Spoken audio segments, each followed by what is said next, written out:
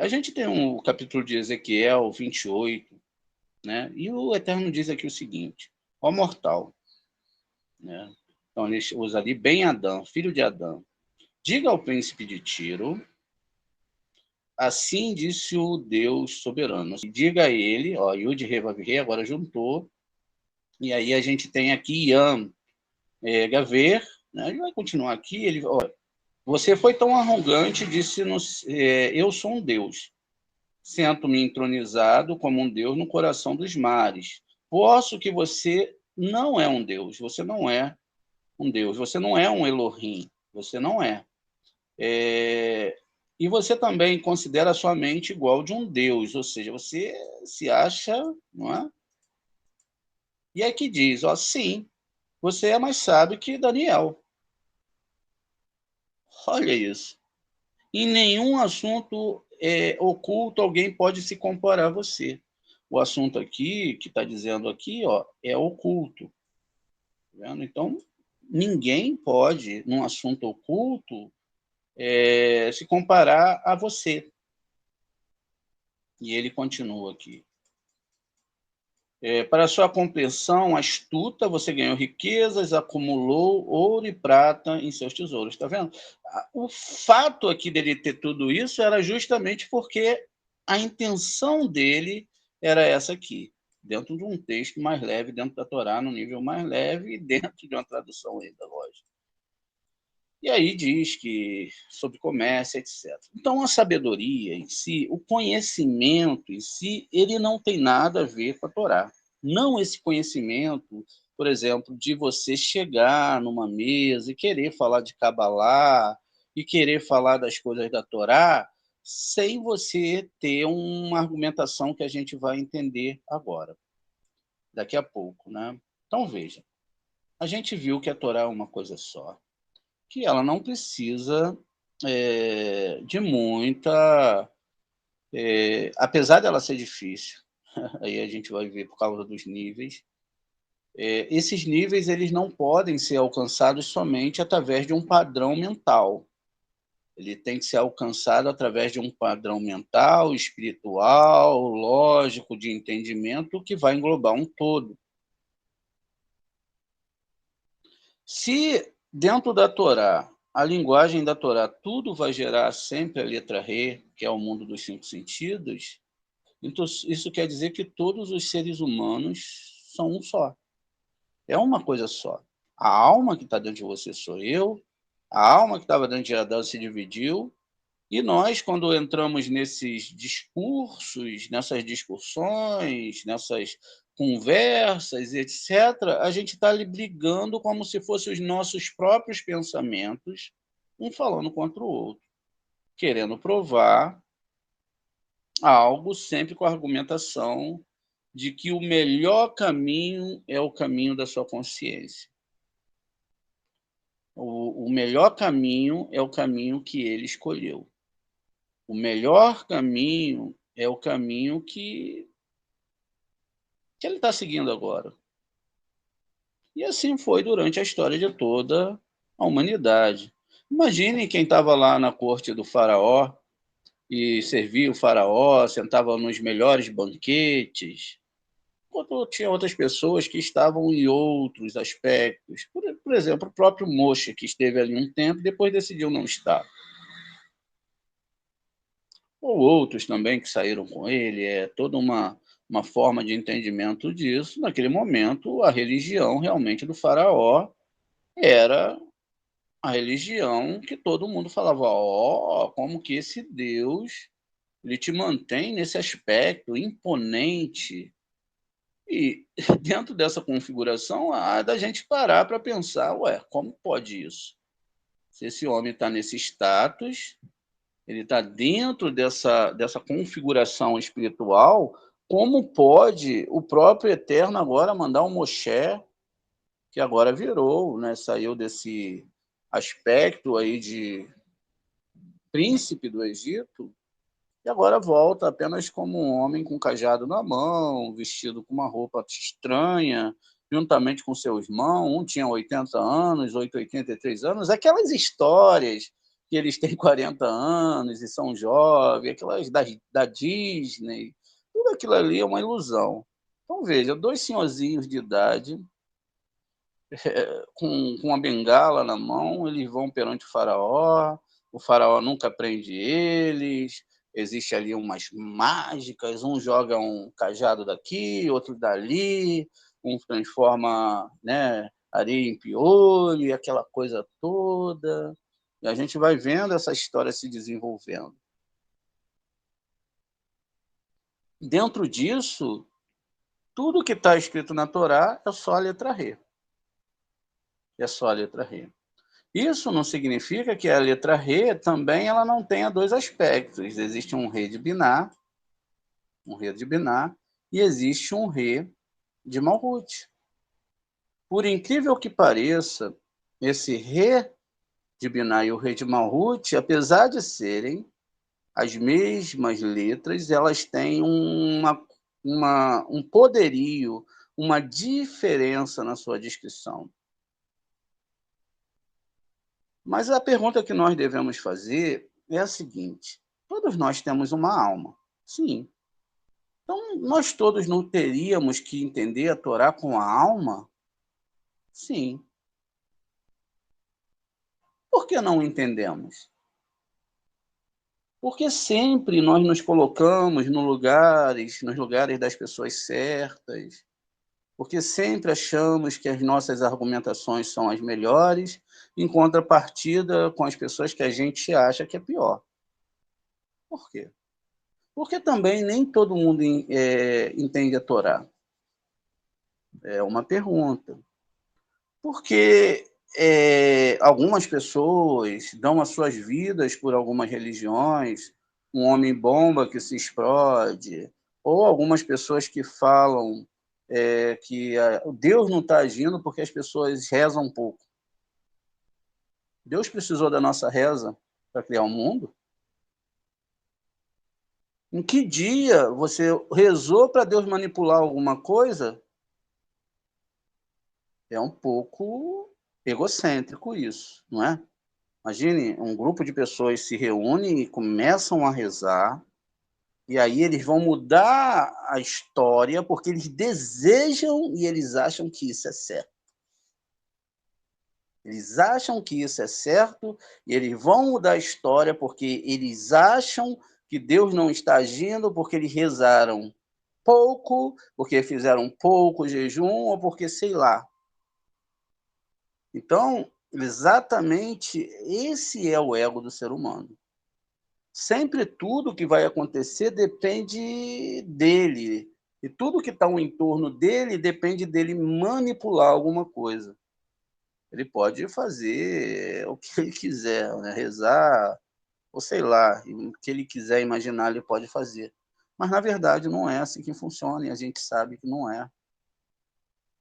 A fé e a verdade absoluta de cada um, ela é super importante, porque ela mantém culturalmente exatamente aquilo que a pessoa precisa acreditar, ainda que seja uma ilusão, mas é problema dela, a gente não se mete nessas coisas. A gente está aqui para falar de Cabalá, dessas coisas. Muito bem. Quando a Torá ela começa a sua descrição sobre as letras hebraicas, ela começa falando que realmente, deixa eu tirar esse cérebro aqui para ficar mais claro para a gente, depois ele volta. Ela fala realmente, ela começa discutindo através de um conceito não somente das letras hebraicas, mas também de um conceito de uma consciência divina. Essa consciência divina é dita em Malaquias 3,6 que ela não tem oscilação. Ela não vai ter oscilação, não existe como ela errar.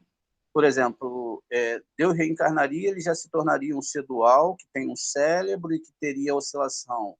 Ora ele decide, ora ele não decide, ora ele fica com depressão, ora ele vai aqui, ora ele vai ali, e isso não existe no conceito divino. Deus ele não oscila, ele não deixa de cair da mesma forma que ele que ele era lá atrás.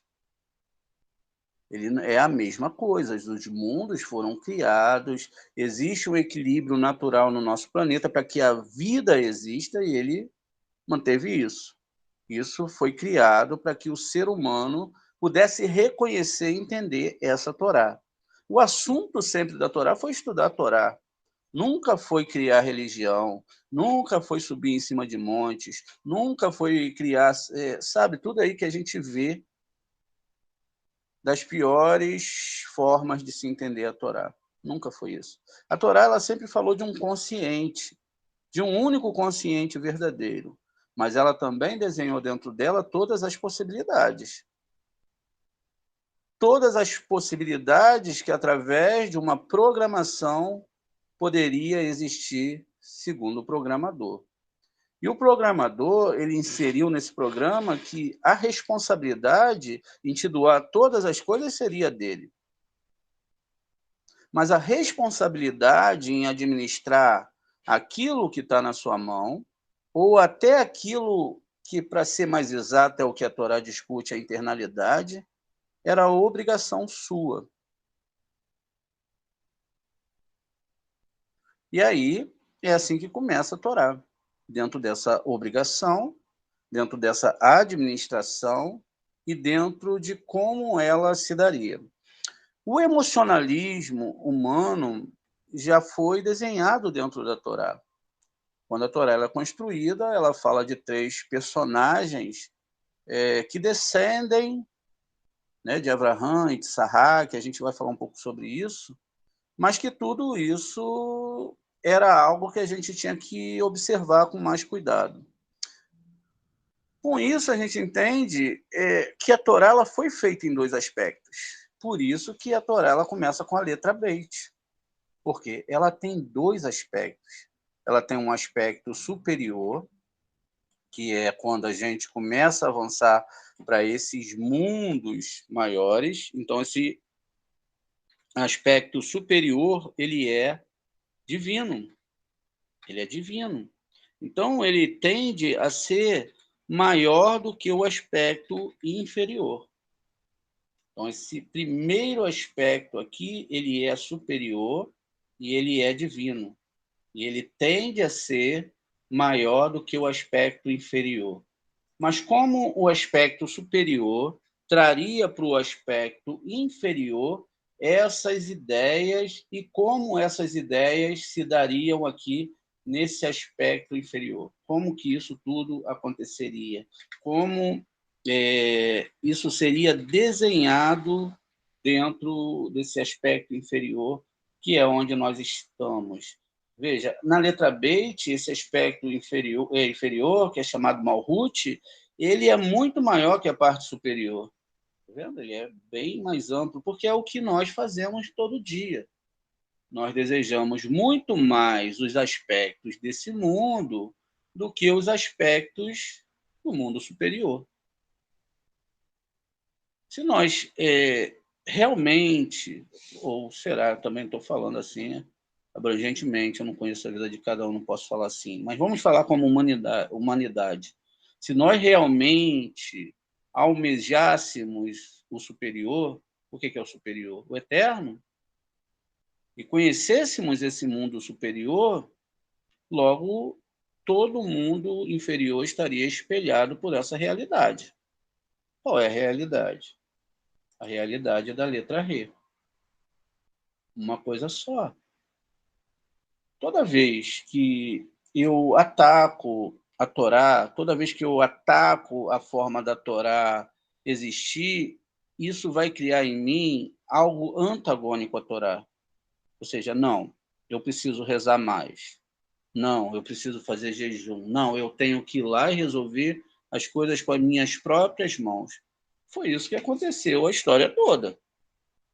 Sempre esse aspecto do ego, que sempre é para buscar para si mesmo. Buscar as considerações sobre o que ele acha, buscar as configurações sobre o que ele sabe, buscar as configurações sobre o que agora ele vai mudar o mundo através dessa nova ordem, essa nova perspectiva que ele criou. E ele esquece, então, de fazer a ligação que a Torá manda, que é pelo lado direito, tá vendo? Aqui a gente tem um lado direito, e aqui nós temos um lado esquerdo, como a gente vai ver. Aqui eu tenho uma árvore sefirótica e aqui eu tenho outra árvore sefirótica, que eu vou mais longe com vocês. Eu não tenho só uma árvore sefirótica, eu tenho todo um sistema de um lado e do outro. Se eu tenho esse sistema aqui do lado esquerdo, eu vou ter esse sistema do lado direito. Ou seja, todos os níveis da alma, olha, Nef, Rua, Neshama, Hayah e Eridá, só que agora de uma forma inversa, ou seja, do lado esquerdo. Isso, então, vai trazer para a gente toda essa responsabilidade de entender o que é essa Torá. Como eu devo realmente entender essa Torá? Como realmente essa Torá está trazendo para mim algo que define dogmas, define um grupo que é fechado em um local, ou se isso não está falando de um todo? E se realmente a própria questão do ser humano, ele ser, esse ser tão egocêntrico, de repente não é o que causou todo esse mal à Torá. Então, se eu tenho uma Torá superior e eu tenho uma Torá inferior, eu tenho também argumentos superiores e argumentos inferiores. Nos argumentos inferiores, eu vou começar com a Parashá Korah, como a gente vai ver, e existe toda uma guerra onde essa guerra ela vai colocar o líder Moshe, o rabino Moré Moshe, em pauta, porque as reivindicações de Korah eram excelentes, e Korah não era qualquer um. A gente já discutiu isso. Korah, ele era extremamente elevado espiritualmente, já não recebia mais para si mesmo. Parem para imaginar isso. Tanto é que ele tinha 250 alunos.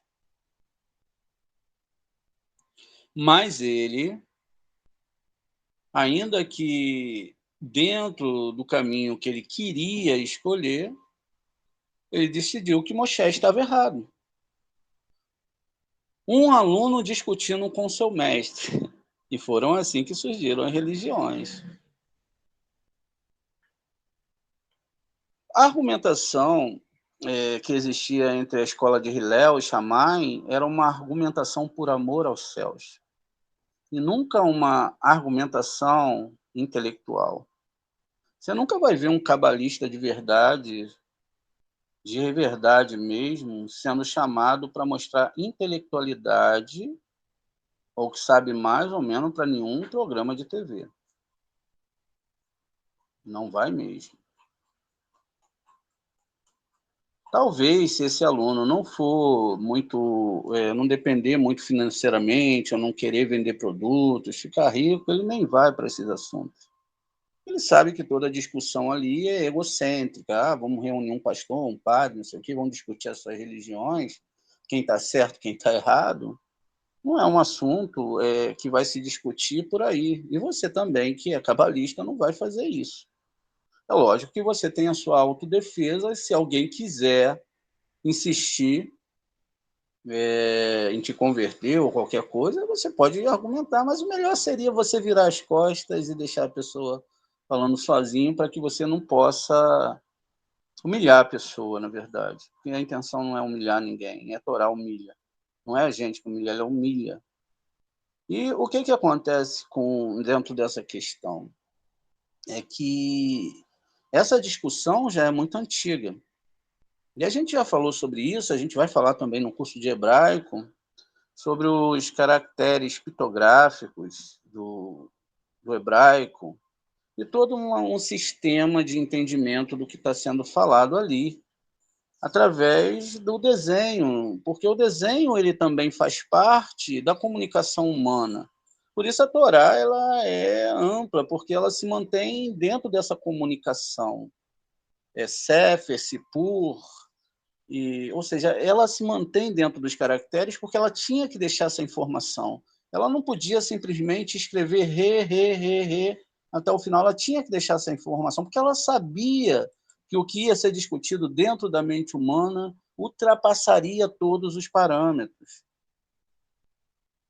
Então ela tinha que deixar isso gravado. Mas, de contrapartida, ela cria dois personagens, e esses dois personagens eles vão se tornar a parte central da Torá, que é Yitzhak, é Esav e é Yaakov. O Ismael já ficou lá atrás. Mas todos esses conceitos eles vão ser sempre organizados de uma forma muito plena dentro da Torá. Tanto é que lá atrás já ficou o Abel e já ficou o Caim também. E conforme essas questões vão se desenvolvendo dentro da Torá, também vai se desenvolver dentro do cabalista que a estuda.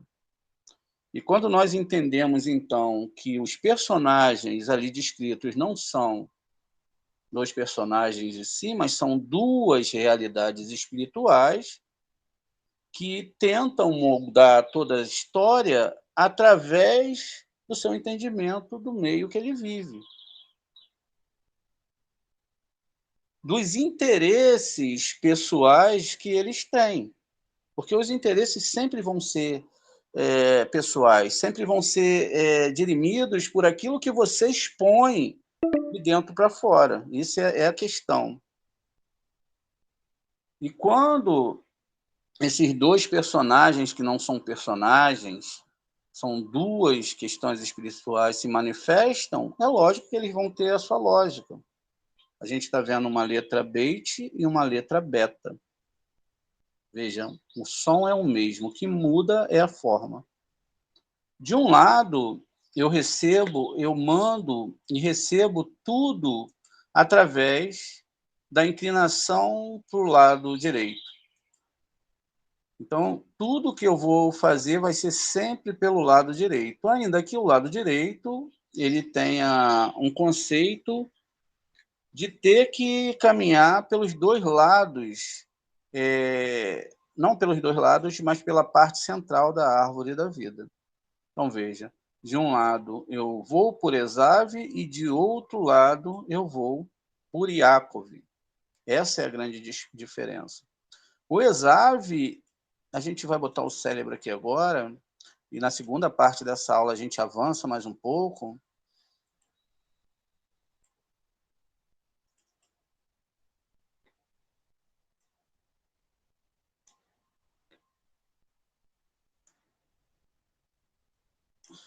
Nós temos o cérebro. O cérebro do ser humano é exatamente tudo aquilo que define ele nesse mundo. Tudo o que ele pensa, tudo o que ele deseja, tudo o que ele tem de sonhos, tudo é exatamente formado pelo cérebro. Se tirasse o seu cérebro agora, você, mesmo mantendo o seu corpo vivo, tudo funcionando, nada teria sentido.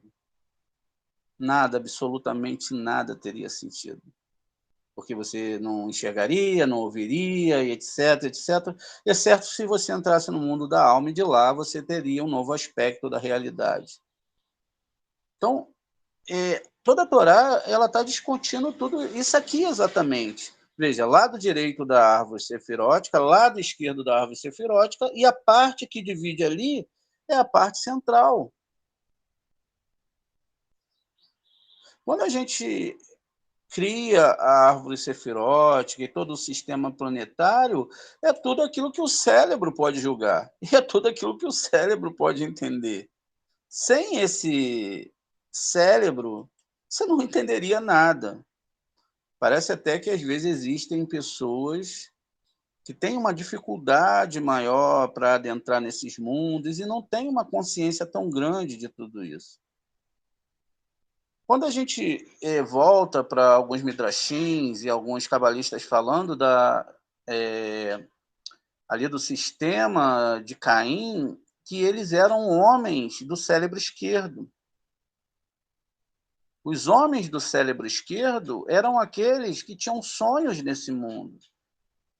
Tudo que eles padronizavam, eles não esticavam. Lembra daquela moça girafa, que na outra aula que nós falamos, que tem que esticar o pescoço para ir além, levantar o cérebro, tentar chegar a esse nível de conhecimento, porque você é o que você aceita, o que você se deixa convencer. Por que muitas pessoas são enganadas hoje? Toda hora você vê, fulano de tal foi enganado e perdeu não sei quantos mil, e essas coisas todas que a gente... Porque a pessoa se deixou enganar. E ela foi enganada, muito bem enganada. Mas depois ela até chora, porque ela fala, poxa, não, ela se enganou porque ela teve um super ego e ela tinha alguma coisa envolvida ali que ela ganharia alguma coisa a mais. Mas às vezes também ela é enganada em outros sistemas. Então, tudo que a pessoa deseja do lado esquerdo é para esse mundo. É para esse mundo. E tudo que... Isso é estudo científico. O que está do lado direito é o que ela almeja do mundo espiritual. É tudo aquilo que ela tem dentro desse desejo dos mundos espirituais. Se eu deixo o cérebro esquerdo controlar o direito, logo eu tenho um problema. Se eu também deixo o cérebro direito controlar o esquerdo, né, se eu deixo o esquerdo controlar o direito, e se eu deixo o direito controlar o esquerdo, eu também tenho sérios problemas. Por isso que, dentro da árvore sefirótica, esse balanço esquerdo e direito, esse peso, ele tem que ser um peso que tem que ser mantido pelos argumentos dos nossos sábios. Haja visto que o cérebro esquerdo tem muitos argumentos, e eles são muito mais amplos dentro da nossa realidade, mais pesados, mais palpáveis, mais concretos do que aquilo que está no subconsciente ou aquilo que está do outro lado, que nós chamamos de mundo espiritual. Então, veja, Esav vezes Yaakov sempre vai acontecer o quê? Um se escreve da esquerda para a direita e outro da direita para a esquerda, haverá uma colisão. Essa colisão, ela é dentro do mundo espiritual e dentro daquele que entende o mundo espiritual. Ué, para que existe o mundo espiritual se lá todo mundo sabe quem é quem? É para que nós pudéssemos entender. E quem é quem lá do outro lado? Esse é o grande parâmetro.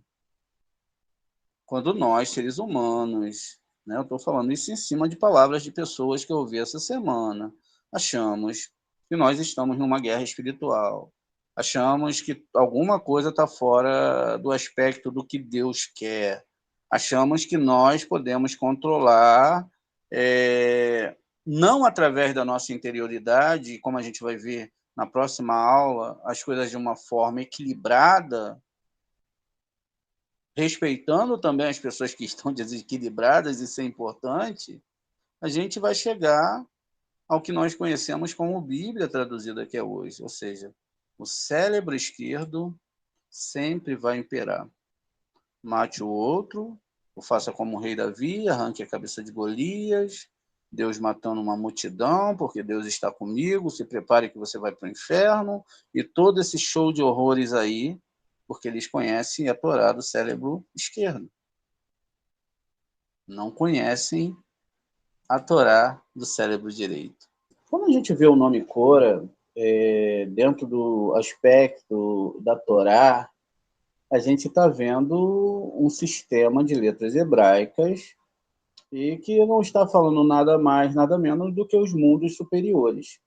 Então a gente vê que a Torá ela vai estar descrevendo um defeito na letra Re.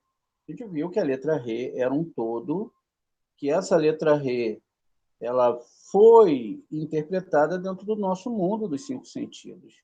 Então, essa letra Re ela tem também uma representação onde ela vai ser pensamento,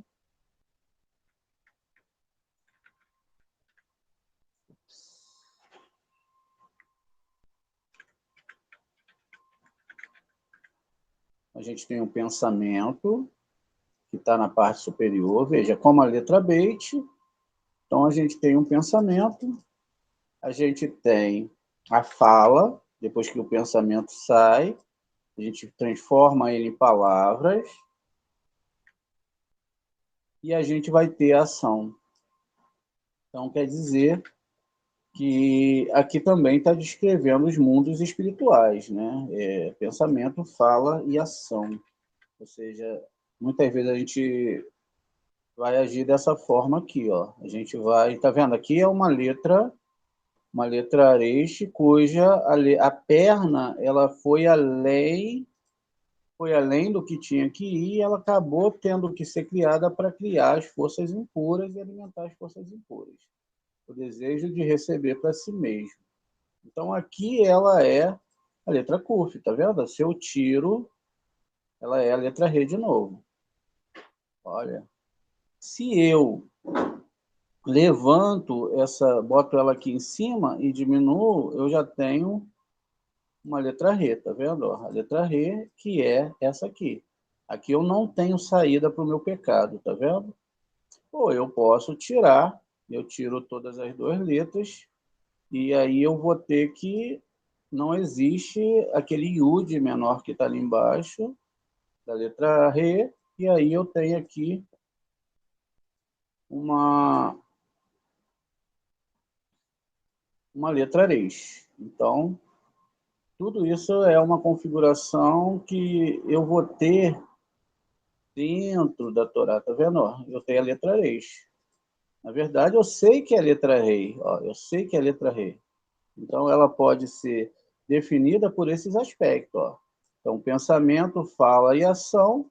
Então, eu só tenho essa designação, pensamento e fala. A ação, ela não está no designo da letra rei. Isso tem a ver com o estudo da Torá, como a gente vai compreender. É isso que vai trazer o caos ao mundo. Isso vai trazer realmente essa falta de Torá, mesmo as pessoas imaginando que elas estão com Torá. E o que acontece com isso? O que acontece é que a gente vai ter essas letras no nome do Cora. E, na verdade, gente, vai ser o quê? Vai ser a descida dos mundos espirituais para o mundo. Então, essa descida dos mundos espirituais para o nosso mundo, ela vai funcionar dessa maneira, a partir da letra Aleph. A primeira letra, vamos continuar aqui, ó, o Tete, o Yud, o Kaf, o Lamed, o Men, o Nun, o Samer, o Ain, o Pei, o Kuf, não, o Tsad, o Kuf, o Reish, o Shin e o Tav. Pronto, essa é assim que as letras hebraicas descem de um modo grosseiro para os nossos mundos, né? E elas vão ter toda uma conexão aqui para a gente entender esses mundos espirituais que são representados na árvore sefirótica. Então, a gente sabe que cada letra, elas vão ser representadas na árvore sefirótica e elas vão estar trazendo um designer assim, espiritual para a interioridade do ser humano. Então, a Torá ela vai agir com o ser humano de acordo com o que esse ser humano age com a Torá. Por isso que essa questão, a gente está vendo aqui a época de Peça, a saída do Egito, tinha que se fazer um desenho na porta. Na verdade, a porta era a letra R, tá vendo? Não tem nada com que você passar sangue na porta. Olha, ele estava fazendo o desenho da letra R. O que ele estava falando? Olha, o estudo dessa Torá, ele é com pensamento, fala e principalmente ação. Eu tenho que agir. Se eu boto a letra areixa aqui, ó, eu já parti, já liguei ação, pensamento, já está tudo desorganizado. Se eu for com a letra CUF, porque esse nome Cora é uma desorganização desses mundos espirituais, lógico, dentro do ser humano. Então, o que eu teria aqui? Olha, eu não posso avançar só pelo lado esquerdo, só com desejo de receber. Eu ficaria, imagine que aqui é um ser humano, ele tem uma perna maior e outra menor, e ele tenta andar. Ele anda com a perna esquerda e nunca a perna direita vai alcançar o chão. Então, ele é preciso que ele caminhe tanto com a perna esquerda como com a perna direita. Assim, ele vai poder ter um passo muito mais prazeroso e muito mais certo e sério dentro da Torá. Então, Cora, ele tinha essa questão de estar ligado a essas letras, né? A gematria aqui vai dar 308, e aí a gente tem as letras do Cora que deram um problema. A letra Rete, a gente vai falar dessa letra entre hoje e amanhã. A gente está fazendo aqui ainda uma etapa de estar entendendo essas letras, de como elas funcionam. Então, todas as histórias que estão lá são metafóricas e estão falando do mundo espiritual e também do desenvolvimento de toda a humanidade. O povo judeu ele tem a sua especialidade porque eles foram selecionados para que eles pudessem ensinar essa Torá. Então, veja, ó, essas são as letras que deram problemas dentro da árvore sefirótica. Eu vou aumentar aqui para vocês verem. Então, isso estão ligados aos mundos espirituais. A letra Re, agora tem a letra Ret, a letra Kuf, então juntinha. E aí o problema são nessas letras amarelinhas, ó. Eu vou pular todas as outras letras, eu tenho 12 letras aqui no meio, tá vendo? Entre essas letras, e aí eu tenho essas letras. Quando a gente lê o nome Cora, na Torá, a gente está falando do careca. Né? O nome em si ele é careca. Então, quando o Cora ele chegou em casa com o corpo todo raspado, porque foram ordenados aos coéns que eles cortassem todo o pelo do corpo. E a mulher dele viu ele careca, ela caiu na gargalhada. E o Cora ficou com essa cara, por exemplo. Ela falou, como que pode o Moshe uma hora fala para você deixar a barba crescer, outra hora deixa o pelo crescer, outra hora ele manda você cortar tudo. Você também é um servo de Deus. Não deixe que o Moshe faça isso com você. Isso criou uma raiva dentro de Cora. Ele pensou, não é mesmo? Eu sou também um servo do Eterno. Eu também entendo da Torá, eu também estudo a Torá. Como é que eu vou querer escutar ele? Né? Só que o Moshe era o Moré do Cora. E o Cora falou, não, tem alguma coisa que você está errando aí, porque o Eterno também fala comigo. E aí a mulher dele, é lógico, que botou uma opinião, não, você tem que tomar o poder do Moshe e agora quem vai agir nessa história toda é você. O Cora ficou muito chateado. Imagina a humilhação que ele passou. E aí, por isso que o nome do Cora é careca, tá vendo? Raspar o cabelo e careca. E a gente tem na Torá um momento que os sacerdotes eles deixam o cabelo crescer, barba crescer, mas tem uma época que eles têm que pelar tudo. Arrancam tudo. E aí ele ficou assim sem entender essa Torá. É para deixar crescer ou é para raspar? O nome Cora é careca. A mulher dele ficou muito, né? Muito coisa. E olha que ela não era assim, não, tá? Ela usava um lenço na cabeça, porque não podia mostrar o cabelo, não se podia mostrar o cabelo, não podia de jeito nenhum. As mulheres tinham que andar com tudo escondido. Cora chegando lá, a mulher dele, que estava toda vestida, toda até dos pés à cabeça, começou a rir da cara dele. E ele, então, foi lá falar com os outros alunos e falou, olha só, quem você, Moshe, pensa que é? Cara, a gente conhece as mesmas letras hebraicas que ele conhece. A presença divina também está conosco. Então, eu cheguei em casa, a minha mulher, ela é religiosa, ela se cobre toda. E ela começou a rir da minha cara. E eu não entendi nada. Eu já não estou mais entendendo uma hora que é para mim raspar o cabelo, não é? essa Torá está um pouco confusa, imagine isso. E aí ele saiu ali espalhando, fazendo Lashon Hará de Moshe para cá e para lá, e a mulher dele na maior religiosidade. O que eles fizeram? Eles foram até a cabana de um homem chamado On. E o On também estava envolvido nessa rebelião. Quando a mulher do On ficou sabendo disso, o que ela fez? Ela sentou na beira da cabana e ficou desse jeito aqui, ó, tirou o seu lenço da cabeça e ficou lá sentada lá, esperando o pessoal chegar.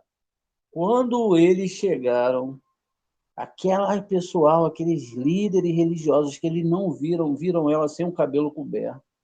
Ele, meu Deus, On é um pecador. Tira esse homem do meio da nossa congregação, não vamos levar ele na nossa rebelião, que é uma rebelião muito pura, nós somos muito puros. Então, imagina que pecado enorme. E assim eles foram para a comitiva para atacar o Moshe. Moshe, principalmente o Aharon. Veja, o problema foi aqui por causa da inveja que Cora ele tinha de Moshe e de Aharon. Na verdade, o Cora ele falou que o Moshe estava fazendo, ele estava botando seus parentes na frente, seus parentes mais próximos. Foi uma acusação seríssima.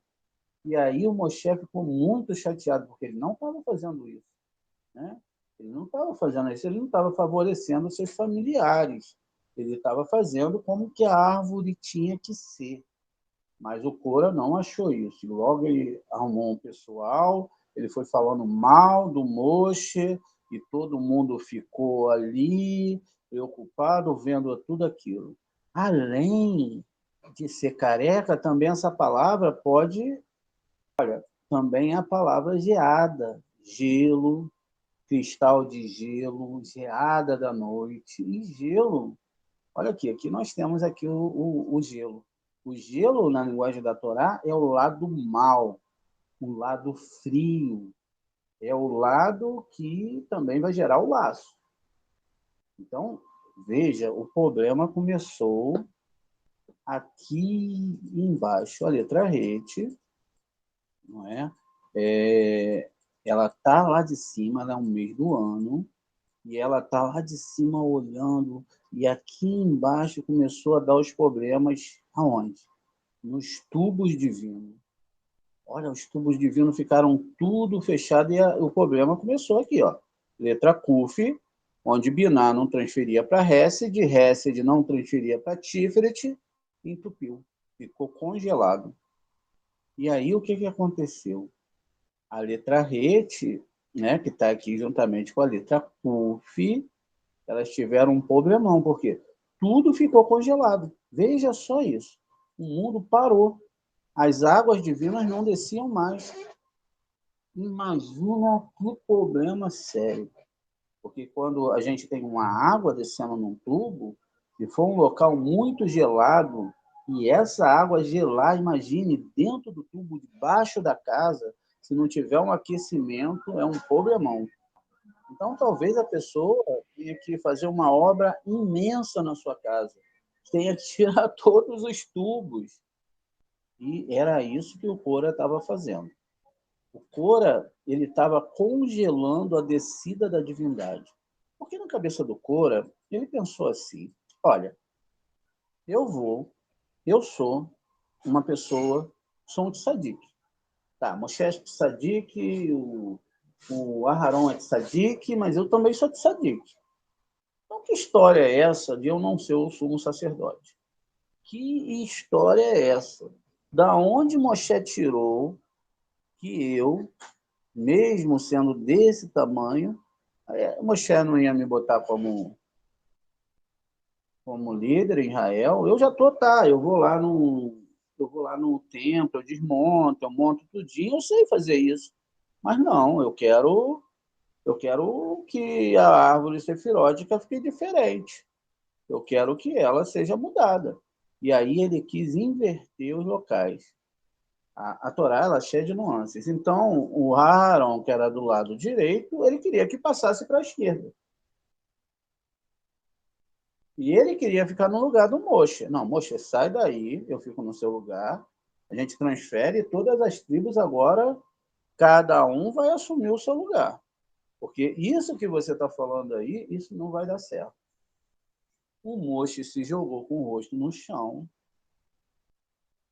e ele ficou muito preocupado com aquilo tudo. Amanhã todo mundo vai estar poluído, porque o Cora, ele saiu falando mal da gente para todo mundo. Falou até que o Moshe ficava cantando as mulheres lá na cabana, e que ele tinha uma lábia, coisa que Moshe nunca fez. Olha, isso deu uma confusão. As pessoas pegavam a Torá, ia para lá e para cá. Moshe teve uma ideia. Ele falou o seguinte: amanhã, não hoje, amanhã, se Hesed, tá vendo, não tiver funcionado, se a bondade não tiver, os tubos não tiverem desentupidos, amanhã a gente faz um enfrentamento com os incensários. E aí a Shem vai revelar quem é que é o grande servo dele. Se essa minha Torá estiver certa, então, ô Cora, se você morrer da morte das pessoas que morreram nesse mundo, então não é que Deus está comigo, vai ser simplesmente um ato aí de qualquer lugar. Mas a terra vai abrir e vai te engolir. Imagine isso, gente. E o Cora não ficou com medo, não. Ele ficou falando, não, eu também sou servo do Eterno, eu também sei das coisas. Por que eu vou ficar assustado? Deus também está comigo, e estava mesmo.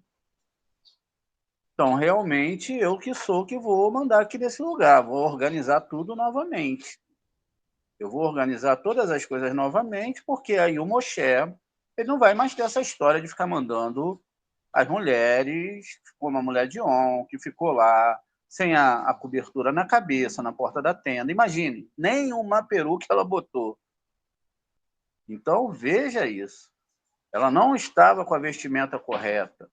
E também não vai mais ter essa história aqui de que eles é que vão ser os sacerdotes. Não, não vai ter essa história, não. Aqui, agora quem vai ser o sumo sacerdote sou eu, e eu que sei de todas as coisas. E olha que ele atraiu 250 homens com ele para essa história. Essa história que a gente conta, mais grossa, de grossa maneira, ela tem um pouquinho de coisas a serem descobertas. A primeira questão que nós devemos levantar dentro dessa discussão é que a gente pode ver a Torá nesse sistema que eu falei, que é um sistema inferior, ou a gente pode ver a Torá num sistema superior. Por isso que nossos sábios, eles sabiam unir os dois mundos e eles viam a Torá nos dois aspectos. Eles viam num aspecto inferior e viam também num aspecto superior. O que acontece com isso? Esses dois aspectos, eles são aspectos que foram criados justamente para serem descobertos exatamente no final. E por que Cora ele quis resolver o problema logo lá no deserto, quando não era o problema para resolver isso? Porque ele queria atrair Mashiach. Ele já queria, ali do deserto mesmo, já dançar a musiquinha, atravessar o mar e ir curtir lá, né, o Olam Rabá. Só que o Moshe falou que não. Na verdade, essa história ela vai começar exatamente com a saída de Abraão lá de Ur dos Caldeus. Essa história começa quando Abraão, há 3.800 anos atrás, reúne um grupo de pessoas, e esse grupo de pessoas que existiam na Babilônia, né, eles queriam alcançar o propósito da criação e ser como um homem com coração. Então, lá naquela época já teria concretizado a revelação da divindade e teríamos concluído a correção. Mais uma vez que os babilônios escolheram um caminho diferente, agora nós nos vemos obrigados a avançar com um processo de correção. Então, a gente vê lá naquele processo lá da Torre de Babel, aquela questão toda, que eles não alcançaram, apesar de ter alcançado a Torá. E aí, nessa questão do Cora, é assim que funciona. Exatamente, ele congelou ali, imagine isso, congelou os tubos da divindade. Então, depois disso, a gente desceu para o Egito, saímos de lá, ascendemos a uma espiritualidade, ao grau onde nós tivemos o desenvolvimento da humanidade. Então, tivemos o primeiro templo, depois tivemos o segundo templo, atravessamos isso para os judeus, destruições, exílios, a humanidade também acompanhou, porque tudo que vai acontecer com o povo hebreu, que tem a responsabilidade de ensinar a Cabalá para a humanidade, também vai fazer com que os caos que aconteçam com seus irmãos vão sempre trazer que essa humanidade vai julgar os judeus. Por isso que existe todo esse peso aí contra o judeu, porque eles, de certa forma, não estão trazendo esse conhecimento de Cabalá, eles estão mantendo isso restrito no meio deles, só prevendo a salvação deles, quando eles são responsáveis por toda a humanidade. E aí a gente entende o porquê agora a gente tem esse esquema de estar tendo toda essa perseguição contra o povo judeu, porque os povos se sentem incomodados, eles sentem a dor. Então, é assim que vai funcionar. Então, essa situação que nós nos encontramos agora já é aquela que foi formada lá atrás.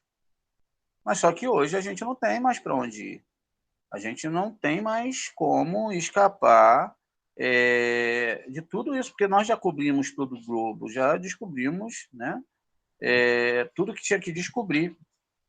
E aí, hoje em dia, nós vamos ter muitos Nirodes, porque o que fez o Abraham sair de Ur dos Caldeus foi Nirode.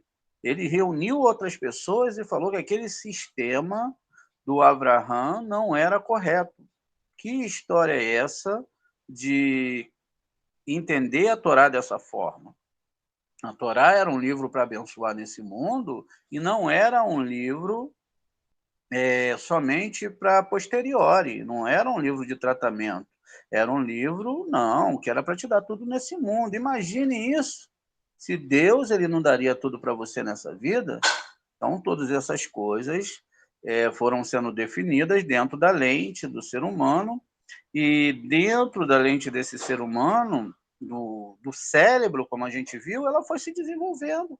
Chegamos a tudo o que chegamos na Terra. Muitas vezes a gente vê o ateu falando, poxa, mas que Deus é esse que faz a guerra acontecer? Que Deus é esse que permite... Mas quem fez a guerra foram os homens, não é? A própria doença, quando surge, ela surge com o homem trazendo um desequilíbrio sobre o meio ambiente que ele vive. Ele ataca a flora, ele ataca a fauna, ele traz o desequilíbrio. Onde o homem existe, ele não existe em unidade com a natureza que o cerca. Ele sempre procura extrair mais do que é devido da natureza. Se a gente olha hoje o globo, existem locais que têm muita gente aglomerada, mas não é tanto assim. Não é tanto assim. A gente poderia criar sistemas muito diferentes, por isso que falamos que, no final, Deus vai reduzir a humanidade a poucas pessoas, se ele não exterminar a humanidade. Do jeito que a humanidade está indo, se ela não conseguir a retificação, talvez a humanidade ela seja extinta. E aí a coisa vai ficar mais séria ainda. Então, a gente começa, né? A gente começa hoje a ver essa negatividade, já estamos conscientes que nós temos um ego, e que esse ego é o que realmente vai afastar a gente da Torá. De vez em quando esse ego pula, né? O meu também pula, o de todo mundo pula. Porque você tem que ter paciência, às vezes, e às vezes a gente não tem paciência. Essa é a verdade. Mas também nós somos seres humanos, né? Então, a realidade mostra que, a menos que nós consigamos nos unir como uma só pessoa, né? Então, tudo isso pode acontecer.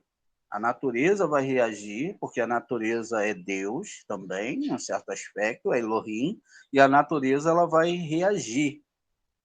Então, por isso que nós devemos criar equilíbrio. Veja, o equilíbrio está na letra R.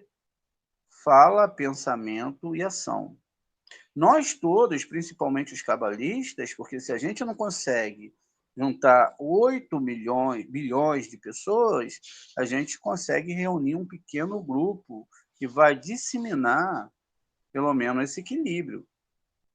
Então, assim como foram ali o que Abraham fez na Babilônia. Ele pegou um bocado de pessoas, e essas pessoas eram 1 milhão, e aí ele conseguiu fazer esse barulho na Babilônia, só que era só poucas pessoas, na maioria. Então, Nimrod conseguiu vencer, porque a promessa de Nimrod era muito boa. A promessa de Nimrod era uma cidade organizada, onde você não teria falta de nada, e que tudo isso que Abraão estava propondo era muito diferente. Com isso, é o mesmo caminho que todo judeu deve tomar. Né? Eles devem tomar o método de Abraão e nós vamos poder nos juntar como um só. Nós, os judeus, vocês que são descendentes de judeus, eu que sou descendente de judeus, que não são descendentes de judeus, todos juntos. Por quê? Se a gente vai na Torá, a gente vai ver que a Torá ela vai falar de alguns sistemas muito sérios. Vamos ver aqui. Existem sistemas que vão falar exatamente dessa questão do que é a casa de Deus. O que é realmente a casa de Deus e como ela funciona. Então, vamos em Miqueias 4:1. Vamos aqui na Torá, vamos no livro do Taná. Nos próximos dias, a montanha da casa de Deus permanecerá firme de todas as outras montanhas, se levará acima de todas as colinas. Vamos ler aqui comigo, ó. Os povos contemplarão com alegria, não é isso? Então, a gente tem aqui, ó, que todos os povos, migaviote, né? Os povos, eles vão contemplar com alegria tudo isso. O engraçado é que se a gente pega que todos os povos estão envolvidos, é que não é só um povo. Isaías 56, 7. E eu os trarei para o meu monte sagrado, que ele se regozije em minha casa de oração, seus holocaustos e sacrifícios será bem-vindo ao meu altar, pois minha casa será chamada uma casa de oração para todos os povos, está vendo? Então, no plano do eterno, não da religião, no plano do eterno, todos estão envolvidos. No plano da religião, não.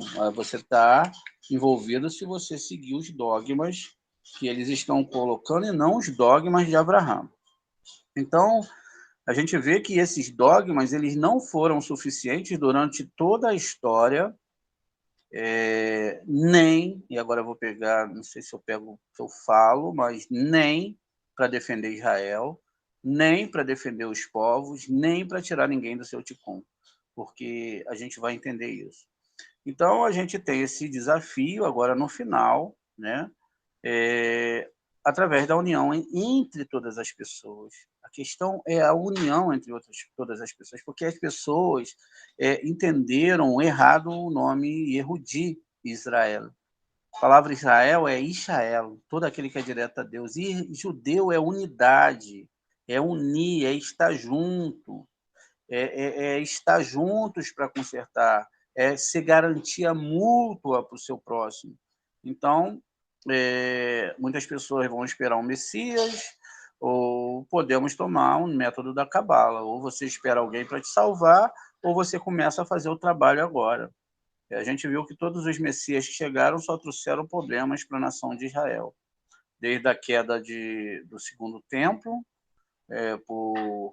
foi ali causado justamente na guerra de Shimon Bar Kokhba, Shabbatai Sevi, que veio em 1600 e alguma coisa, se não 1666, e fez toda a comunidade de Israel acreditar que ele era o grande Messias e acabou fazendo coisas absurdas, até que ele se converteu ao islamismo, e outras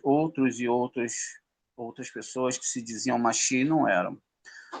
Então, os nossos Machias, eles são nossos cabalistas, eles são o Ari, o Rabashi, o Baal Hassulam, esses são nossos Machias, porque é através do sumo da sua intelectualidade, espiritualidade, do seu conhecimento profundo da Torá, é que nós chegamos ao nosso conhecimento. É por isso que nós não nos alimentamos de outros livros, além do Zohar, além da Kabbalah.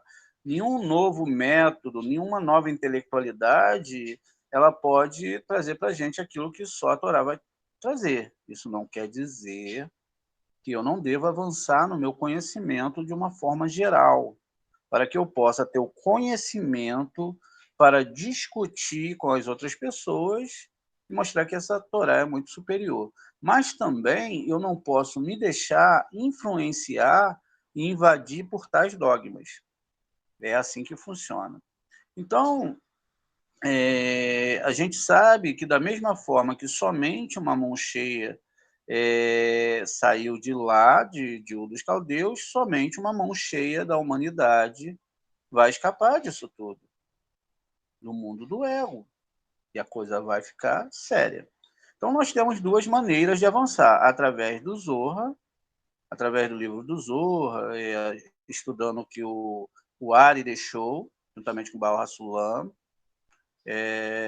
que se chama Rabi Yehuda Ashlag, e a gente pode usar essa metodologia para unir as nossas almas, através dessa luz de amor que vai afetar cada um de nós, que é uma cabala interior da Torá, a verdadeira Torá, ou seja, Torá vem da palavra orá, que é ensinamento, instrução, é porque ela tem uma luz. Então, a gente tem que explicar para todo mundo que eles devem divulgar, que eles devem ensinar, se não de uma forma direta, de uma forma indireta, se não através de palavras, através dos seus atos. Se não através dos seus atos, que eles possam botar nas suas redes sociais. Afinal, a campanha dos outros é massiva, ela é expressiva, ela está em todos os locais. Essa história que nós vamos ver de Cora é uma história exemplar, porque ele veio da tribo de Levi, juntamente com Datã, Abirã e 250 representantes. Eles vão rejeitar a hierarquia de Moshe. Enfim, tudo aquilo ali tinha a ver com o líder Moshe, a conexão com o Criador, e ele era seguido pelo seu irmão Aharon, como a gente disse anteriormente, e isso é a linha direita, ou seja, tudo que nós estamos falando é sobre a construção dessa árvore sefirótica, que ao mesmo tempo que é interna, ela abrange todas as pequenas árvores sefiróticas que estão no nosso mundo. Mas, para ser mais exato, todas essas histórias só podem acontecer na lente da visão do ser humano, do consciente do ser humano. Essas histórias, elas são verdadeiramente internas. Elas não são histórias reais, elas são histórias da alma. Então, isso quer dizer que essa troca, ela não acontece estacionada naquele tempo lá no passado, mas que ela é bem contemporânea, porque ela está acontecendo dentro de cada um de nós a cada momento. Então, a ideia de ter esse sistema de enfrentamento com Moshe era um sistema interno, o próprio ser humano, né, estava ligado com a estrutura da alma, do humano em si, e por que não da alma geral. O Criador criou uma alma, um único desejo, que é chamado de o povo de Israel, como a gente explicou. Nesse mundo, o povo de Israel representa os ensinadores da Kabbalah, os ensinadores da Torá. Aqueles que seguem. É lógico que aqueles que não seguem não podem ensinar, nem podem viver. Inclusive, existe uma guerra muito latente dentro de Israel, porque existem judeus que são extremamente religiosos existem judeus seculares. E muitas vezes esses judeus preferem que as filhas deles casem com filhos de cristãos do que com filhos dos próprios judeus, justamente por causa desses problemas das pessoas quererem que as pessoas adentrem aquela religião, que não é como aquele estágio de que para mim serve, para você não serve, eu vejo assim, você não vê assim, enfim. A gente tem que respeitar os dois lados, mas acontece esse problema. Então, com isso, o povo de Israel chegando a essa altura, e a essa estrutura e a essa altura, o resto da humanidade deve estar conectado ao redor do povo de Israel,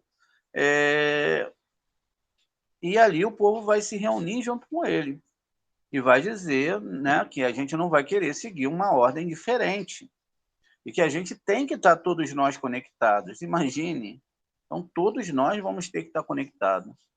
Então, não estar conectado vai contra o propósito da criação. Porque se nós desconectamos qualquer parte da árvore sefirótica ou qualquer parte de Adão, o todo não pode funcionar. Não existe uma sequência cadenciada para as coisas existirem. Então, a única lei que existe dentro da Torá é a lei do rei.